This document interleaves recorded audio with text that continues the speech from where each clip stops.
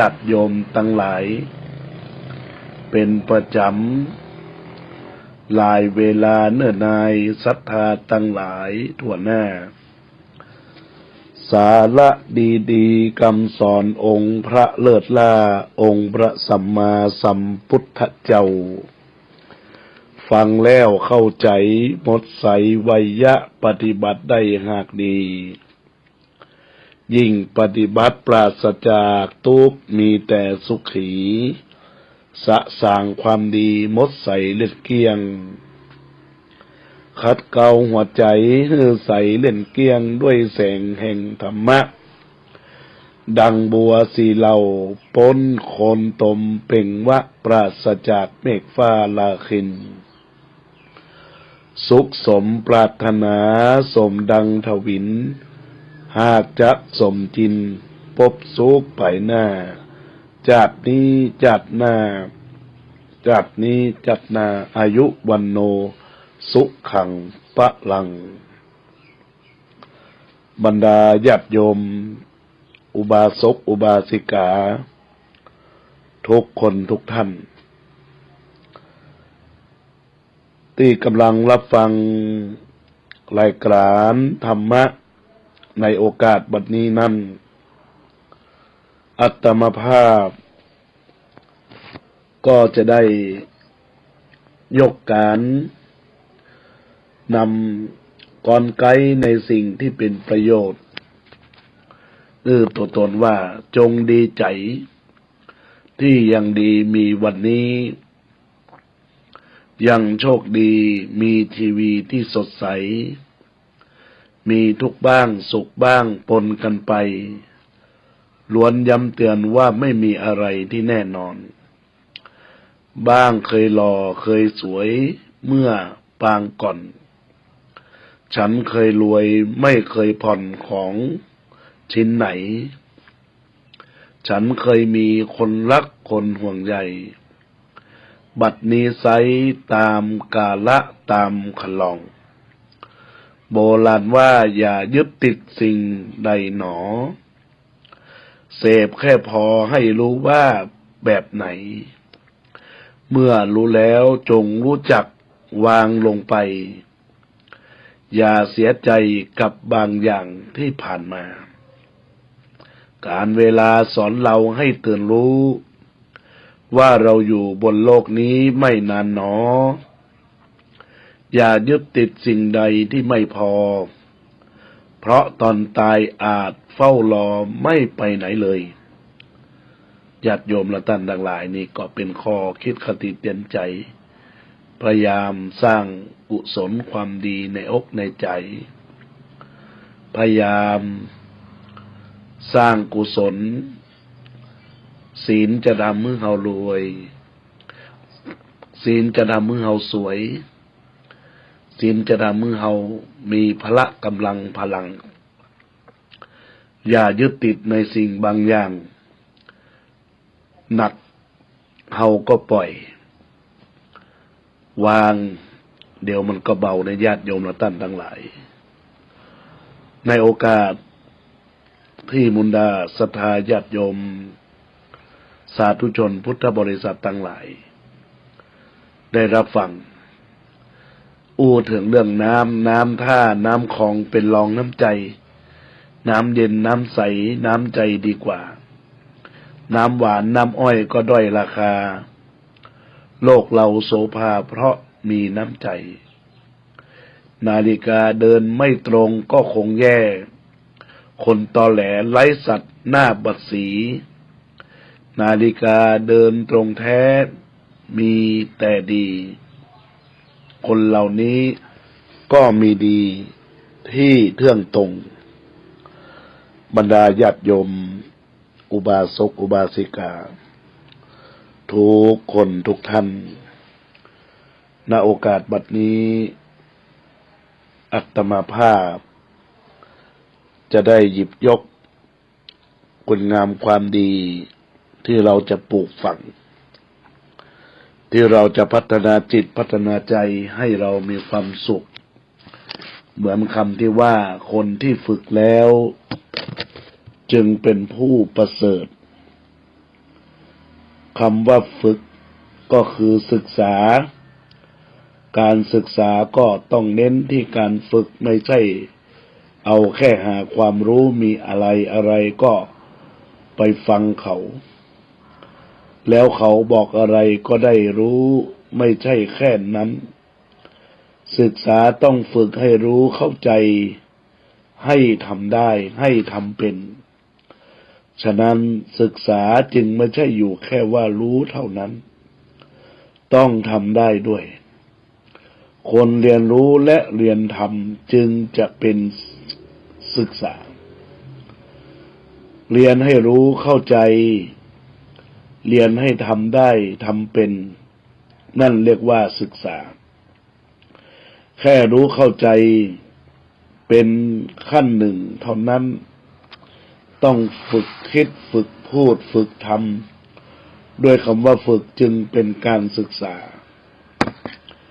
การฝึกคือการศึกษาเป็นจุดเด่นจุดเน้นของพระพุทธศาสนาฝึกจนกระทั่งเป็นพระอรหันต์อย่างในพุทธสุภาษิตว่าในหมู่มนุษย์นี้คนที่ฝึกแล้วเป็นผู้ประเสริฐแล้วทันโตเศรษโธมนุษย์เสสุคนที่ฝึกแล้วนี่แหละจะเป็นคนประเสริฐสุดการที่มาเรียนพระพุทธศาสนาการที่เราศึกษาพระพุทธศาสนานั้นเป็นการมาปฏิบัติธรรมจนกระทั่งได้บรรลุธรรมก็คือขั้นของการปฏิบัตินะญาติโยมนะ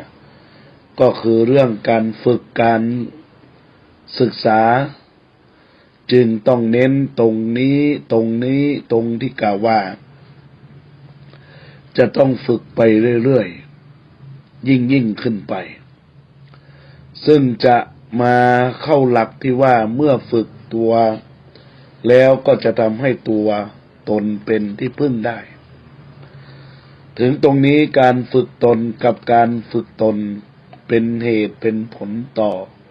ทอดกันมาโดยตลอดแล้วตามลำดับความในคาถาของเรื่องนี้ที่ว่าอัตตาหิอัตโนนาโถตนแลเป็นที่พึ่งของตนโกหินาโถปโรสิยาคนอื่นใครเล่าจะเป็นที่พึ่งแท้จริงได้อัตนาหิสุทันเตนะนาถังละพติทุระพังมีตนที่พึ่งมีตนที่ฝึกดีแล้วคือมีตนที่ฝึกให้เป็นที่พึ่งของตัวเองแล้วเนี่ยญาติโยมได้ที่พึ่งยอดเยี่ยมอย่างจะหาที่ไหนบ่ได้จะพึ่งตนก็ต้องมีตนที่พึ่งได้จะมีตนที่พึ่งได้ก็ต้องฝึกตนพอฝึกตนเองดีก็พึ่งตนได้เป็นอันว่าสำเร็จมีที่พึ่งได้แล้วก็จะพึ่งตนอย่างไรหลักพึ่งตนที่แท้นั้นเป็นข้อความแค่สั้นๆพระพุทธเจ้าทรงตรัสไว้ว่าจับเอาคำสัญญาว่าอัตตสรณาธรรมสรณาแปลว่าเอาความว่าจงมีตนเป็นที่พึ่งจงมีธรรมเป็นที่พึ่งเอาแล้วว่ามีตนเป็นที่พึ่งแล้วทำไมว่ามีธรรมเป็นที่พึ่งอีกก็จะทำอย่างไรแน่ทำไมพระพุทธเจ้าตัดสองคำอัตตสรณามีตนเป็นที่พึ่งแล้วก็ธรรมสรณามีธรรมเป็นที่พึ่งนี่คืออันเดียวกันมีตนเป็นที่พึ่งนี่คือที่อู้แล้วกันไปแล้วว่าที่พึ่งอยู่ที่ตัวเองจึงต้องฝึกตัวให้ตนเป็นที่พึ่งได้แล้วก็มีตนที่พึ่งได้ทีนี้ที่ว่ามีตนที่พึ่งได้นั้นเป็นอย่างไรก็คือมีธรรมเป็นที่พึ่งธรรมเป็นที่พึ่งอย่างไรพึ่งธรรมอย่างไร ก็ไม่ประมาทความไม่ประมาทเป็นธรรมใจก็เป็นใช่เป็นธรรมสำคัญทีเดียวนั่นแหละแล้วใครไม่ประมาทก็ตัวเองนี่แหละไม่ประมาทมีธรรมเป็นที่พึ่งเอาสิเพียรพยายามขยันอดทนมีสติมีสมาธิใช้ปัญญารู้จักคิดพิจารณาแก้ปัญหาอะไรต่างๆเหล่านี้ที่ว่าไม่นี่ก็คือธรรมทั้งนั้นเลยใช่ไหมเพียรพยายามก็คือทำขันติก็ทำสติสมาธิปัญญาก็ทำทั้งนั้นแล้วความเพียรพยายามสติสมาธิปัญญาอยู่ที่ใครเพียรพยายามใครใช้ขันติสติสมาธิปัญญาก็ตัวเองนี่แหละใช่ไหมเพราะฉะนั้นที่เราบอกว่าพึ่งตนที่จริงก็คือพึ่งธรรมใช่ไหมบอกว่าพึ่งธรรมแต่ถ้าตนไม่มีธรรมเช่นสติและปัญญาก็จะพึ่งตนได้อย่างไรฉะนั้นก็จึงต้องฝึกตนให้มีธรรมต้องฝึกให้ธรรมพัฒนาขึ้นมาในตนแล้วก็จึงพึ่งตนได้โดยพึ่งธรรมที่มีในตนนั้นเรื่องมันก็คือว่าธรรมนั้นอยู่ที่ตัวเองพอเราพึ่งธรรมปั๊บก็คือพึ่งตนพอบอกว่า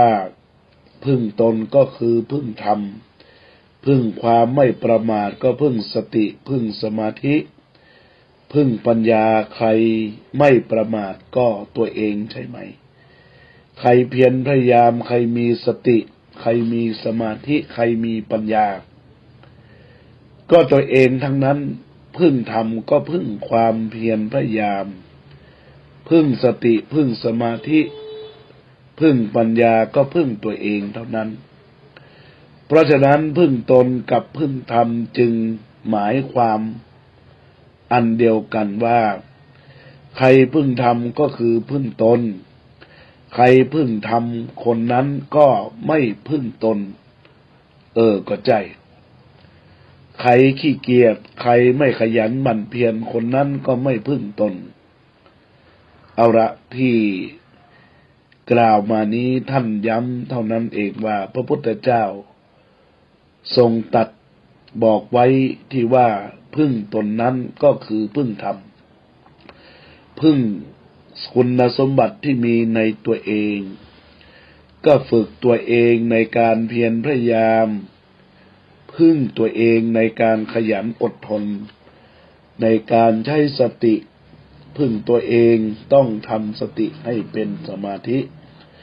ไม่ฟุ้งซ่านไม่วุ่นวายไม่กระวนกระวายแล้วก็ไม่สับสนไม่เครียดพึ่งตัวเองที่จะใช้ปัญญานั่นแหละในที่สุดก็จะมาอยู่ที่นี่อันนี้ก็คือหลักพระพุทธศาสนาที่แท้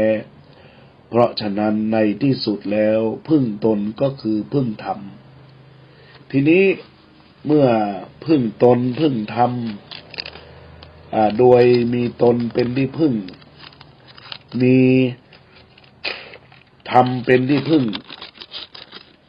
ก็จึงต้องบอกจึงต้องบอกก็จึงต้องบอกถึง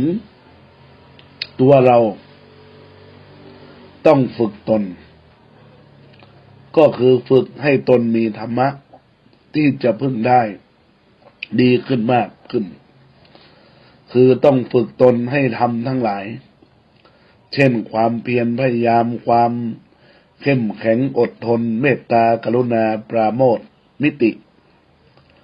ปัสสติสติสมาธิปัญญาพัฒนาขึ้นมาในตัวเรานั้นมากขึ้นยิ่งขึ้นแล้วเราก็จะพึ่งตนได้ดีขึ้นเมื่อทำได้อย่างนี้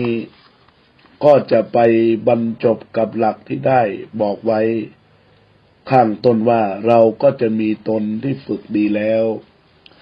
ซึ่งเป็นที่พึ่งอย่างยอดเยี่ยม มีตนที่พึ่งไม่ได้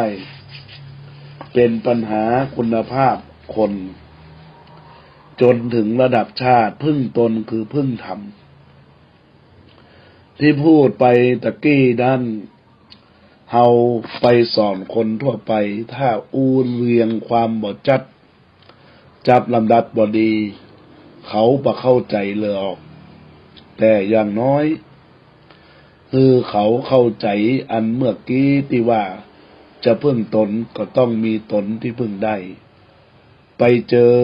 หนูน้อยก็ถามว่านี่หนูเธอมีตนที่พึ่งได้หรือยังที่คุณพ่อคุณแม่เลี้ยงลูกโตขึ้นมานี้ก็เป็นเวลาที่ลูกจะเตรียมตัวฝึกไว้หัดไว้เพื่อว่าต่อไปลูกจะเลี้ยงตัวเองได้แล้วเขาก็จะพึ่งตนเองได้ใช่ไหมในที่สุดพ่อแม่ก็ไปท่านก็บ่อยู่ด้วยหรอกแล้วตัวเองก็มีตนที่พึ่งได้หรือยังถ้าคุณพ่อคุณแม่ยังอยู่ด้วยคุณพ่อคุณแม่อุตส่าห์มาช่วยในการฝึกในการหัดอย่างต่างๆก็เป็นโอกาสให้เธอฝึกตนเตรียมตัวไว้แต่ตัวเธอเองบ่ใช่โอกาสที่แต่ตัวเองบ่ใช้โอกาสที่จะฝึกตนให้ตัวเองเป็นที่พึ่งได้พอคุณพ่อพอคุณแม่บ่อยู่ด้วยคุณพ่อคุณแม่ไปไหนแล้วเป็นอย่างไรก็ทำอย่างบ่เป็นทำรับผิดชอบตัวเองบ่ได้มีตนที่พึ่งบ่ได้ก็แย่เลยเพราะฉะนั้นเรามีพ่อแม่มีครูบาอาจารย์มีคนที่มาเหมือนเป็นที่พึ่งให้เราที่จริงก็คือมาช่วยเป็นโอกาสให้เราได้ฝึกตนเตรียมไว้เพื่อให้เราพึ่งตนเองได้ต่อไปนั่นเองหมายความว่าตัวเราเองนี่แหละต้องฝึกตนให้พร้อมที่จะมีตนซึ่งเป็นที่พึ่งได้แล้วจะได้พึ่งตนเองได้ต่อไปเพราะฉะนั้นจะต้องมาเน้นกันตรงนี้ถ้าถึงในระดับประเทศชาติก็มาเน้นกันที่ประเทศไทยนี้ไม่ต้องไปบอกให้พึ่งตนไม่ต้องไปม่วนเน้นกันที่ว่าให้พึ่งตนอย่างที่บอกเมื่อกี้ถ้าเขามีตนที่พึ่งไม่ได้แล้วจะให้เขาพึ่งตนได้อย่างไรขอให้ถามเมืองไทยว่าคนมีตนที่พึ่งไม่ได้มีมากแค่ไหนหรือไม่ก็ถามว่าคนมีตนที่พึ่งได้มีมากน้อยแค่ไหนดูซิว่าเมืองไทยนี้ปัญหาของประเทศชาติคือปัญหาที่ว่ามีคนซึ่งมีตนที่พึ่งไม่ได้เยอะใช่ไหมถ้าใช่อย่างนี้ก็คือลำบากเพราะฉะนั้นจะทำอย่างไรคนในสังคมต้องช่วยกันหาทางที่จะทำให้คนรู้จักฝึกตัวพัฒนาตนถ้าในระดับประเทศก็คือการที่จะพัฒนาคุณภาพของคนด้วยการศึกษาที่ไม่ใช่แค่หาความรู้แต่ให้รู้จักเรียนรู้เรียนทำให้มีสำนึกในการที่จะฝึกตน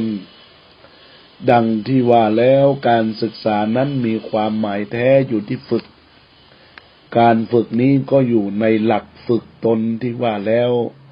เราต้องทำให้ประเทศชาติมีประชาชน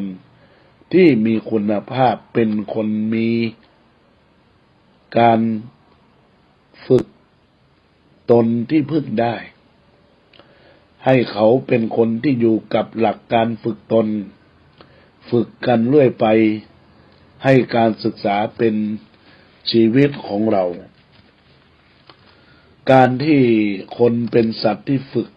การศึกษาจึงต้องเป็นชีวิตของคนถ้าจะถึงว่ามาตั้งแต่ต้นว่าคน เป็นสัตว์ที่ต้องฝึกจะมีชีวิตอยู่ได้จะกระทำอะไรอย่างได้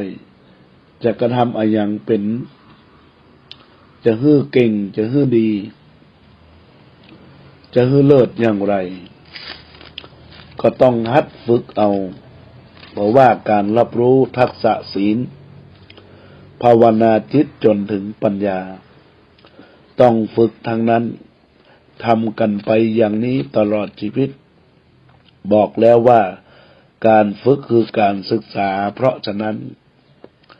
คนจึงต้องศึกษาตลอดชีวิตการศึกษาจึงต้องเป็นชีวิตของคนการฝึกการศึกษาก็คือรู้จักเรียนรู้เรียนทำทั้งเรียนรู้ให้รู้เข้าใจและเรียนทำให้ทำได้ทำเป็นพอทำได้แล้วก็ทำให้เป็นแล้วก็ทำให้ดียิ่งขึ้นทำให้มีคุณภาพสูงขึ้นเมื่อจับทำงานนี้แล้วคราวนี้ทำได้ต่อไปก็ทำให้ดีทำให้ประณีตยิ่งขึ้นฝึกกันเรื่อยไปการฝึกต้องเป็นชีวิตของมนุษย์เพราะธรรมชาติของมนุษย์ก็คืออย่างนั้นอย่างที่บอกแล้วว่ามนุษย์เป็นธรรมะเป็นสัตว์ที่ฝึกได้เป็นสัตว์ที่ต้องฝึกตอนที่ว่าเป็นสัตว์ที่ต้องฝึกตรงนี้รู้สึกว่าลำบากแต่พอบอกว่าฝึกได้ตอนนี้แหละเมื่อฝึกได้ก็ฝึกให้วิเศษไปเลยก็จะเข้าหลักพระพุทธศาสนาที่มีองค์พระสัมมาสัมพุทธเจ้าทรงตรัสไว้ว่าคนที่ฝึกแล้วประเสริฐตัดไว้หลายพุทธภาษิตอย่างง่ายๆก็คือบอกไปแล้วเมื่อกี้ว่าทันโตเศรษโธมนุษย์เสสุในมนุษย์นั้นคนที่ฝึกแล้วเป็นผู้ที่ประเสริฐสุดคนที่ฝึกแล้วศึกษาแล้วก็จะเก่งจะดีมีคุณภาพทำให้สังคมมีความเจริญก้าวหน้าพัฒนารุ่งเรืองงอกงามมีความสุขมีสันติมีอะไรทุกอย่างที่ดีพูดในแง่เป็นประเทศชาติ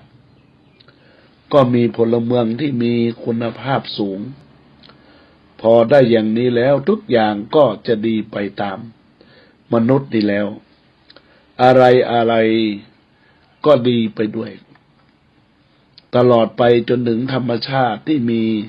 มนุษย์ไม่ฝึกตัวไม่มีคุณธรรมทำให้ธรรมชาติเสื่อมลงไปมนุษย์มีคุณภาพที่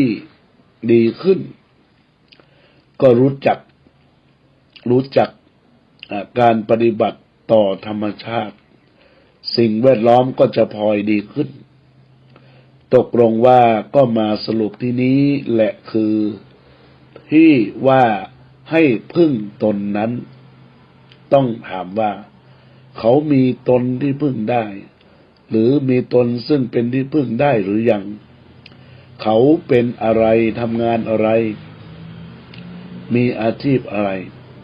เขาทำงานทำอาชีพได้สำเร็จผลมีคุณภาพดีมีความภาคภูมิใจในงาน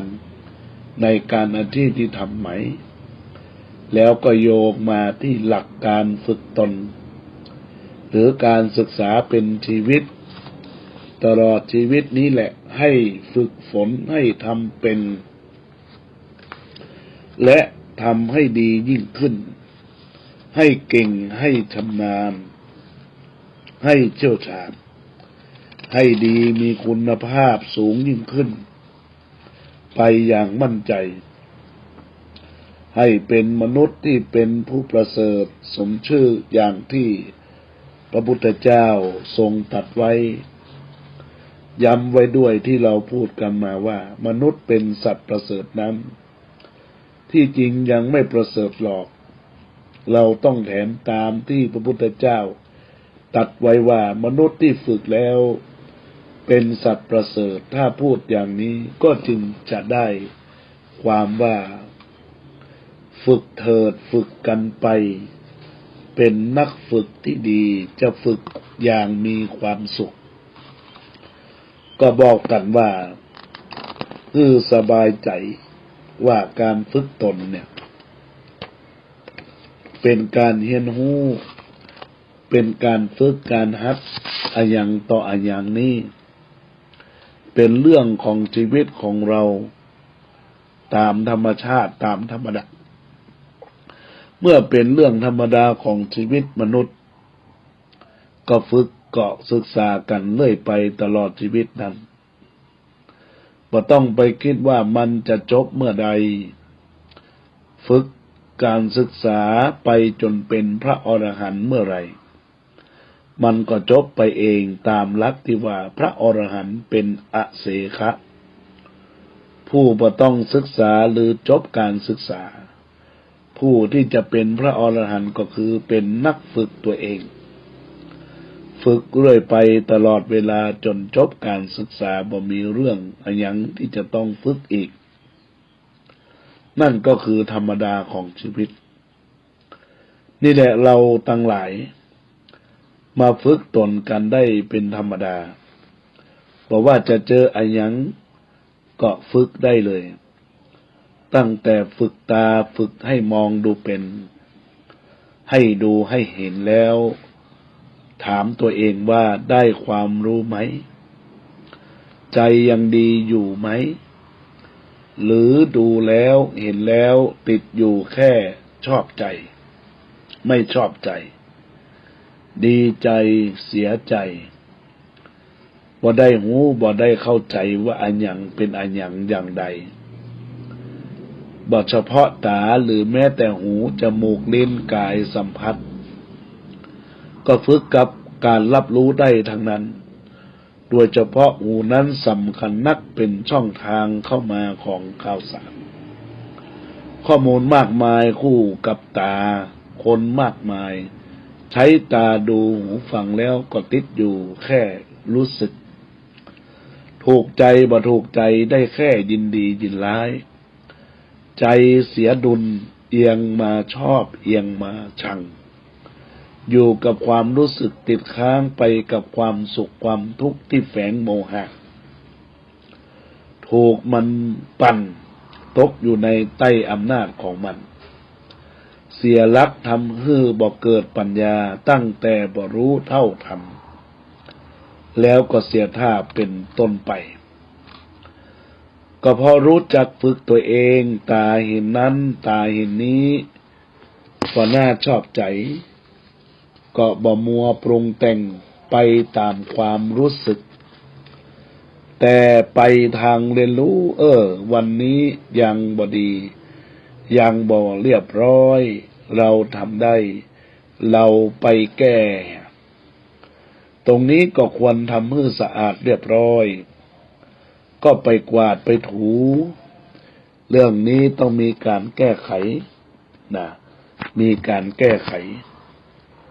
ในโอกาสวันนี้ในญาติโยมเราท่านทั้งหลายแล้วเราท่านทั้งหลายทุกคนทุกท่านเมื่อเราจะไปแก้ตรงนี้ก็ควรที่จะทำสะอาดเรียบร้อยไปก็ไปกวาดไปถูเรื่องนี้ต้องแก้ไขก็ชวนกันแก้ปัญหารวมทั้งไปปรึกษาคนมีหน้าที่จะมาทำให้ดีหูได้ยินได้ฟังก็ท่านก็ทำนองเดียวกันบอกค้างคาอยู่แค่กับความรู้สึกชอบใจบ่ชอบใจชอบใจบ่ชอบใจญาติโยมท่านทั้งหลายนี่ก็เป็นสิ่งที่เราควรคิดเราควรกระทำประพฤติหลักใน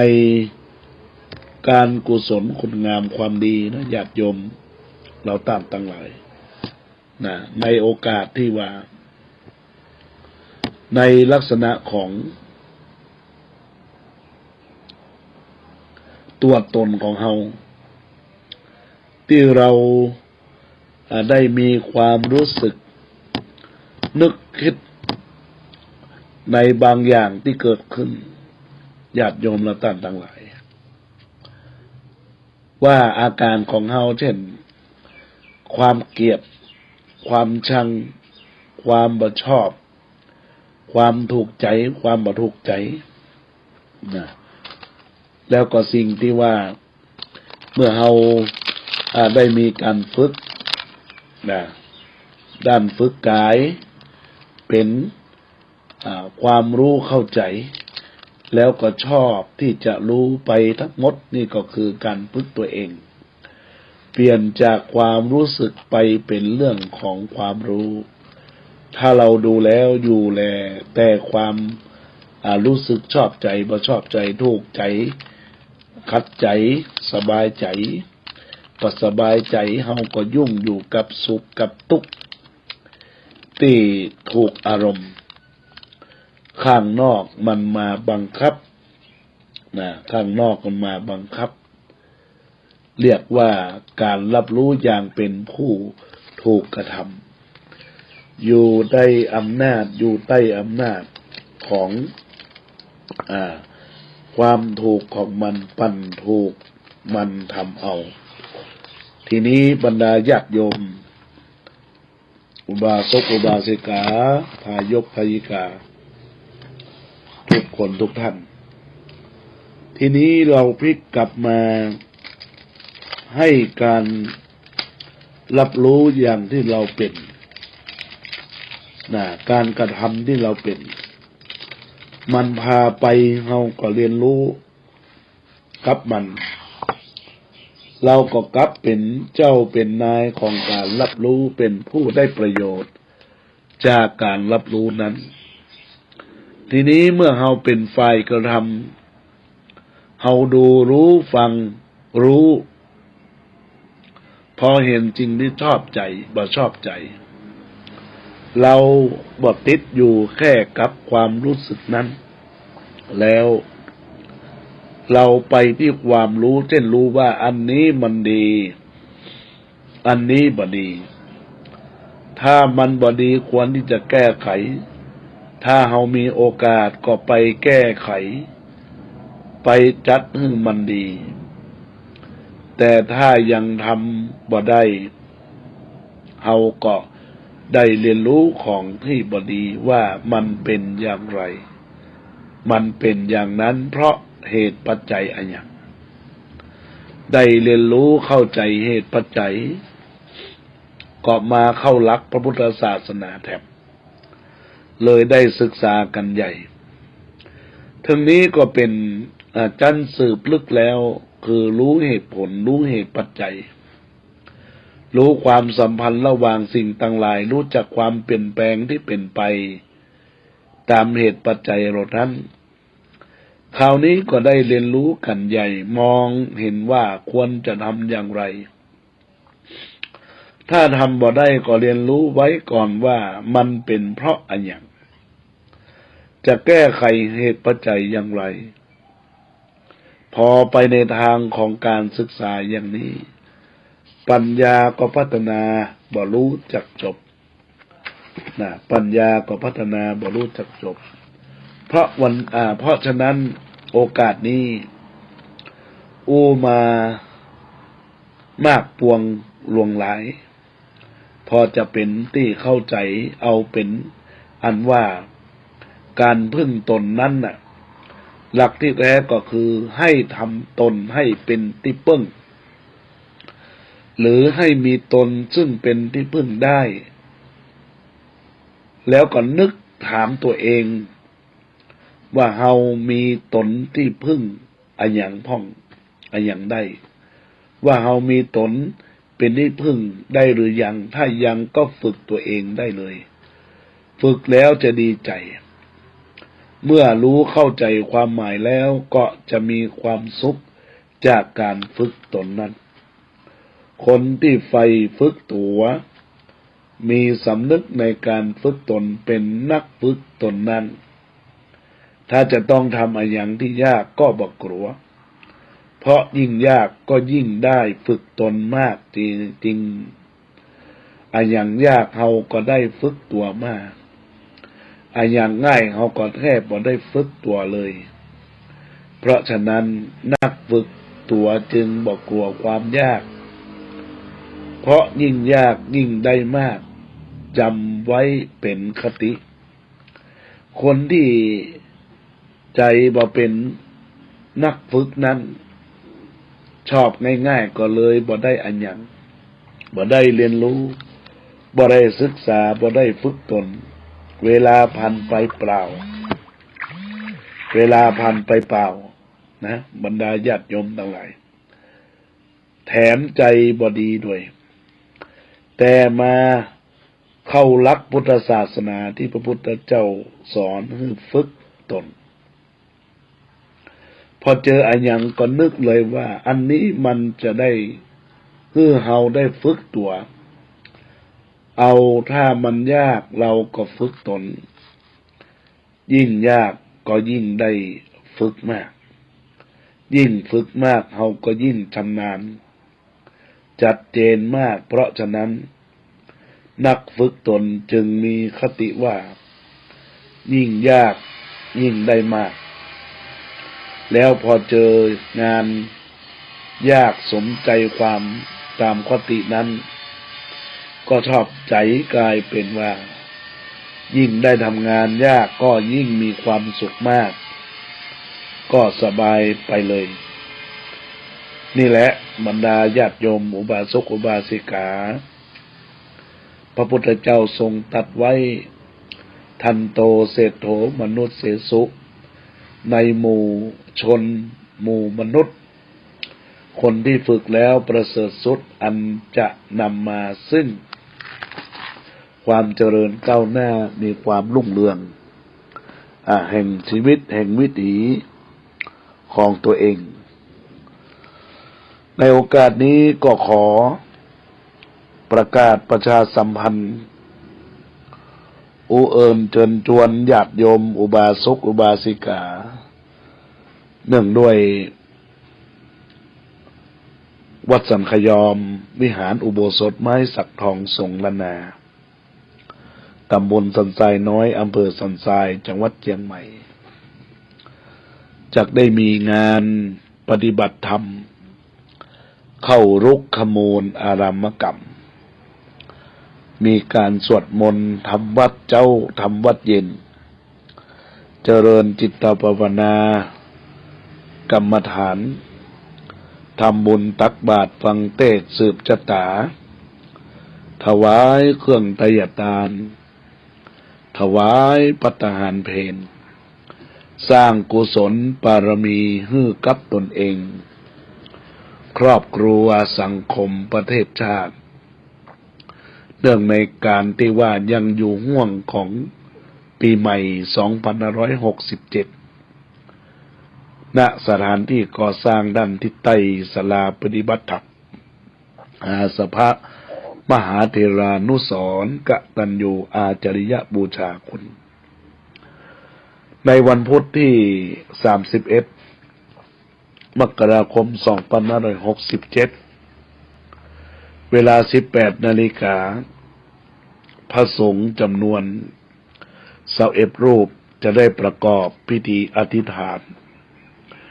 ปฏิบัติธรรมกรรมฐานทำวัดสวดมนต์ไหว้พระต่อจากนั้นก็มีการฟังเทศน์แล้วก็เสร็จพิธีในการรับฟังเทศน์พระสงฆ์ก็เข้าปฏิบัติธรรมจำวัดในที่บอกเขตส่วนในวันพฤหัสวันศุกร์วันเสาร์ตอนเจ้าเวลา 6 โมงเขาก็มีการทำบุญตักบาตรมีการเจริญพุทธมนต์สืบชะตาก่อนที่จะมีพิธีใน 6 โมงนั้นก็จะมีการทำวัดเจ้าคือเวลา 4:30โดยประมาณก็จะสวดมนต์ไหว้พระเมตตาภาวนาไปจนกระทั่งถึงเวลาโอกาสญาติโยมก็พากันมาได้แล้วก็ ทำบุญตักบาตรเจริญพุทธมนต์สืบชะตาเวลา 18 นาฬิกาก็ทำวัดฟังธรรมเทศนา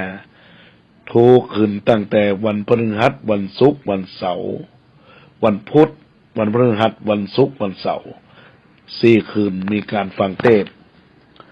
แล้วก็วันอาทิตย์ที่ 4 กุมภาพันธ์ทำบุญตักบาตรเจริญพุทธมนต์สืบชะตา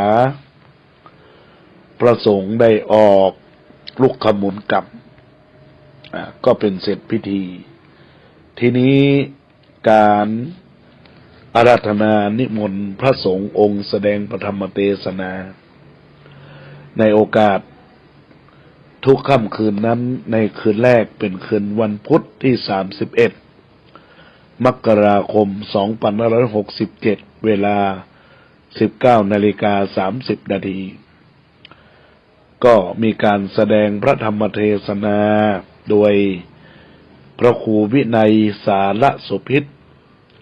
ครูบาวัชระกันทสโลกันตสโลเจ้าคณะตำบลสันทรายน้อยสันพระเนตรวัดสันสีในคืนที่ 2เป็นค่ำคืนของวันพฤหัสบดีที่ 1 กุมภาพันธ์ 2567 เวลา 20:30 แสดงพระธรรมเทศนาโดยพระครูพิพัฒน์ศีลสังวรครูบาสังวรสังวโรรองเจ้าคณะอำเภอสันทรายวัดสันทรายมูลในคืนที่ 3ตรงกับวันศุกร์ที่ 2 กุมภาพันธ์ 2567 ใน 67ได้แสดงธรรมโดยท่านพระอธิการดนัยนันทธรรมิโกหรือครูบาเจ้าดนัยเจ้าวาดวัดสุวรรณคลีมงคลสุวรรณคลีมงคลวัดม่อนเป็นองค์แสดงธรรมนี้ก็จะออกไปในดังตลกปกฮาขำขันญาติโยมกับปากันมาแล้วก็วันเสาร์ที่ 3 กุมภาพันธ์ 2567 เวลา 20:30ก็มีการแสดงพระธรรมเทศนาโดยท่านพระครูวิโรจยาพรครูบาธนงที่มีน้ำเสียงปูดใจลุงแซมนะก็เทศตลกปกฮาวัดโบสถ์น้ำดิบอำเภอป่าซางจังหวัดลำพูนมาเป็นองค์แสดงพระธรรมเทศนาในโอกาสนี้ก็เจริญพรญาติโยมอุบาสกอุบาสิกาทายกทายิกาศรัทธานาบุญทั้งหลายที่ได้รับฟังอยู่ในขณะนี้เชิญชวนมาร่วมโดยเฉพาะแล้วในการทำบุญตักบาตรกุเจ้าเฮาก็จะได้เตรียมข้าวสารอาหารแห้งให้กับบรรดาญาติโยมอุบาสกอุบาสิกาทายกทายิกาศรัทธานาบุญได้ปูจาถุง20 บาทถุง50 บาทถุง100 บาทก็แล้วแต่ขนาดโอกาสเนาะญาติโยมตามวักมาหาได้ของญาติโยมก็มาใส่บาตรทุกวันเพื่อเป็นการประพฤติปฏิบัติหลักแห่งการสร้างกุศลคุณงามความดีอันก่อเกิดจากความสุขของเราทั้งหลายดังนั้นก็ต้องขอฝากกับบรรดาพ่อแม่พี่น้องคณะศรัทธาญาติโยมเราทั้งหลายทุกคนทุกท่านที่ได้รับฟังหากว่ามีโอกาสก็เจริญพรได้ที่วัดสันขยอมวิหารอุโบสถไม้สักทองทรงร้านนาตำบลสันทรายน้อยอำเภอสันทรายจังหวัดเชียงใหม่ถ้าหากว่าญาติโยมมาทางสี่แยกสันเด็กก็มุ่งตรงมาที่เส้นทางจะไปดอยสะเก็ดถึงเวลาตลาด3 แยกก็เลี้ยวซ้ายเป็นสันทรายใส่เก่าตรงมาก็จะผ่านวัดสันทรายมูลแล้วก็ตรงมาเรื่อยเมื่อถึงอนุบาลสันทรายด้านขวาก็ชะลอก็เลี้ยวซ้ายในโอกาสนี้จะไปเลย4 แยกสันขยอมเดี๋ยวจะเลยประตังอำเภอนะญาติโยม ถ้าหากว่าญาติโยมมาทางแม่แตงก็เข้าที่ลิขิตชีวันสี่แยกลิขิตว่าเลี้ยวซ้ายแล้วก็ตรงมาเกาะบริเวณหน้าหมโปก็ยูเทิร์นกลับไปที่ตลาดโลตัสสันทรายแล้วก็เลี้ยวเข้าในหมู่บ้านสันขยอมนี่เป็นโอกาสที่ญาติโยมจะได้กระทำบำเพ็ญคือก่อเกิดประโยชน์กุศล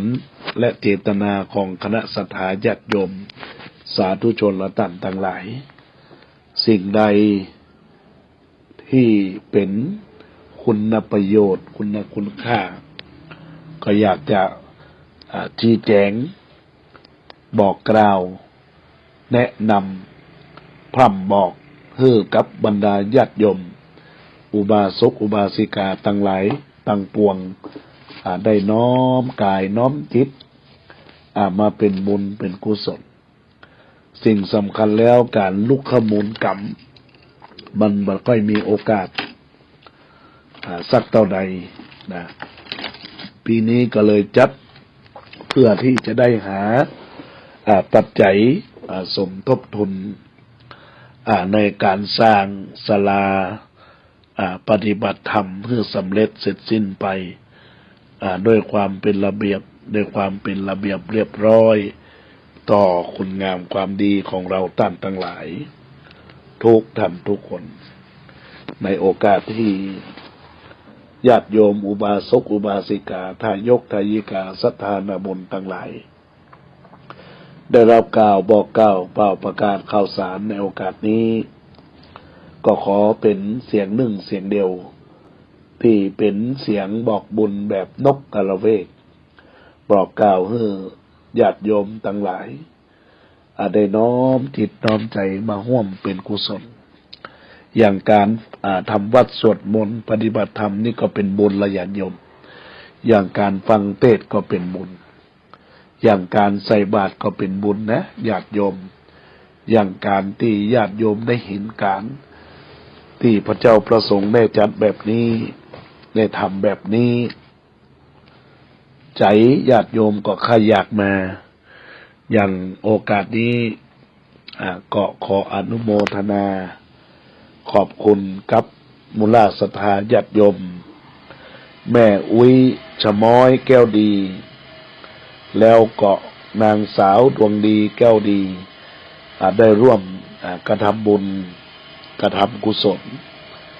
เป็นเจ้าภาพติดกันเทศแล้วขอขอบคุณแม่คำอ่อนชัยวันที่ได้ร่วมเป็นปัจจัยบำรุงสถานี200 บาทติดกันเทศอาตมาภาพอีก200 บาทขอขอบคุณกับแม่คำอ่อนชัยวันจากบ้านผาสุกอำเภอสันทรายจังหวัดเชียงใหม่แล้วก็ร่วมบุญค่าน้ำค่าไฟอีก200 บาทมาตามกันเข้าก็ยังใส่ยอดปัจจัยอาตมาบ่ได้อยู่ก็ส่งฝากไว้ที่ท่านเจ้าวาดก็อนุโมทนาขอบคุณกับกุศลเจตนาญาติโยมอุบาสกอุบาสิกาทุกคนทุกท่านในโอกาสที่เราได้เรียนรู้หลักธรรมได้รับฟังหลักธรรมได้มีการน้อมจิตน้อมใจประพฤติปฏิบัติหลักแล้วก็คือเกิดจากการรับฟังก็เกิดความรู้สึกมีสติขึ้นมามีความตั้งใจมีความชื่อตรงมีความซื่อสัตย์มีความที่บ่เบียดเบียนต่อกันและกันแล้วก็สุดท้ายแล้วก็เป็นส่วนหนึ่งที่เป็นคุณธรรมประจำตัวของเราท่านทั้งหลายเพราะฉะนั้นแล้วเมื่อเราท่านทั้งหลายได้รับฟังแบบนี้ก็ขอให้ญาติโยมจงตั้งใจในบุญกุศลที่จะก่อเกิดซึ่งกันและกันพระสงฆ์องค์เจ้าที่ได้บรรยายธรรมในห่วงโอกาสแต่ละโอกาสแต่ละเวลาที่บรรดาญาติโยมติดตามรับฟังเพราะว่าญาติโยม น้อมจิตน้อมใจนะประมาณว่าติดอกติดใจบางรูปก็จ๋าธรรมะชัดอกชัดใจชัดเจนแต่งใจบางรูปก็สอนด้วยการเหมือนกับบอกเหมือนกับกล่าวเราก็น้อมจิตน้อมใจมากระทำบำเพ็ญกุศลอันนี้ก็เรียกว่าถือว่าเป็นนักปราชญ์ราชมีธีที่ดีงามนะเพราะฉะนั้นแล้วก็ขอฝากกับบรรดาญาติโยมอุบาสกอุบาสิกาทุกคนทุกท่านหากว่าญาติโยมอยากจะร่วมเป็นเจ้าภาพติดกันเทศอยากจะเป็นเจ้าภาพในการสร้างบุญลุกขมูลกรรมอารามกรรมในโอกาสนี้ก็สามารถติดต่อที่อาตมาได้พระครูปรัตน์กิตติพงศ์กิตติโสพโนหรือพระอาจารย์แก่นเบอร์โทรศัพท์096262094อนุโมทนาขอบคุณกับกุศลเจตนาที่บรรดาญาติโยมอุบาสกอุบาสิกาทุกคนทุกท่านได้ตั้งใจในการรับฟังธรรมะตั้งแต่ต้นรายการจนกระทั่งอวสานแห่งรายการอาตมาภาพก็ขออำนวยอวยพรสิ่งดีๆมอบให้แก่บรรดาญาติโยมอุบาสกอุบาสิกาทุกคนทุกท่านจงตั้งปณิธานของตนว่าหากเราเจอสิ่งใดที่ไม่รู้จักจงเรียนรู้ที่จะหาข้อมูลหากเราอยู่ในที่ไม่คุ้นเคยจงเรียนรู้ที่จะปรับตัวหากเราได้ทำในสิ่งที่ไม่ถนัดจงเรียนรู้และฝึกตนหากเราพบเจอกับความสุขจงเรียนรู้ที่จะไม่ประมาทหากเราพบกับความทุกข์จงเรียนรู้ยอมรับความจริงชีวิตเรามีความสุขทุกข์ปะปนกันไปตามกฎธรรมชาติเวลาขึ้นอย่าหลงเวลาลงอย่าท้อสู้ต่อไปขออำนาจแห่งคุณพระศรีรัตนตรัยอันมีคุณพระพุทธอันมีคุณพระธรรมอันมีคุณพระสงฆ์จงช่วยปกป้องคุ้มครองรักษาศรัทธาญาติโยมอุบาสกอุบาสิกาท่านผู้ฟังจงมีความสบายอกความสบายใจนึกคิดสิ่งไหนที่ชอบประกอบไปในธรรมก็ขอจงพลันสำเร็จจงพลันสำเร็จจงทุกประการมีอายุวันนะสุขะพละธนสารสมบัติคุณสารสมบัติทุกท่านทุกคนด้วยเทินเจริญพร